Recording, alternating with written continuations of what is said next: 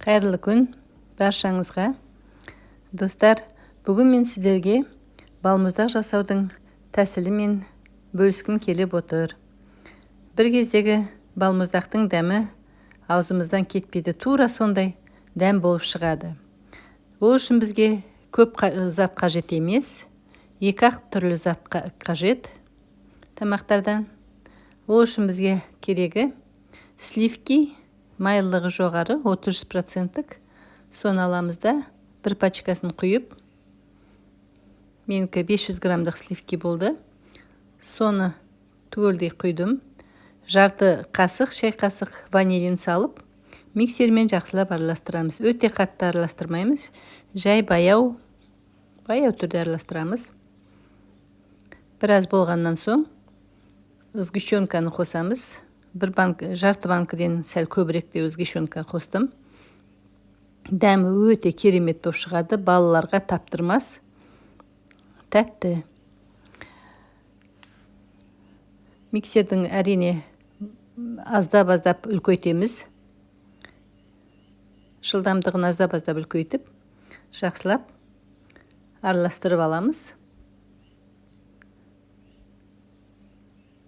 Өте қатты көп араластырмаймыз. Өте көп араластырсақ, сары су шығып, сметананың майы да шығып кетуі мүмкін. Мынандай мөлшерде араластырып қоямыз. Сосын белгілі бір контейнерге салып, морозилкаға қоямыз 5-6 сағатқа. Бұдан да үлкенірек контейнерге салсаңыздар жақсы болады. Менікі кішіректе болды. Морозилкаға салып қойдым. Міне морозилкадан алып шықтым.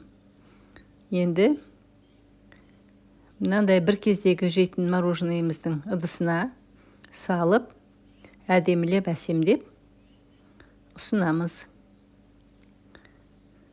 Әрине осылай үй жағдайында балаларыңызға, немерелеріңізді қуантқыларыңыз келсе, осындай үй жағдайында мороженый жасап берулеріңізге болады.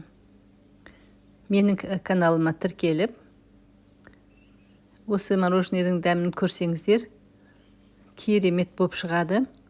Және біз үстіне бір кездегі союз кезінде үстіне сироп қосып жеуші едік. Тура сондай дәм болып шықты. Мен өзім жаз бойы жасауды шештім. Міне үстін әсемдесеңіздер де болады. Клубника қойып, және үстіне малиновый сироп қостым мен. Әрине менің каналыма жазылып, тіркеліп, комментарий жазуды ұмытпаңыздар.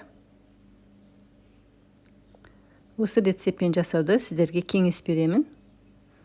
Балаларымызды, немерелерімізді бірге қуантайық. Назарларыңызға рахмет. Сіздермен болған Алтынай.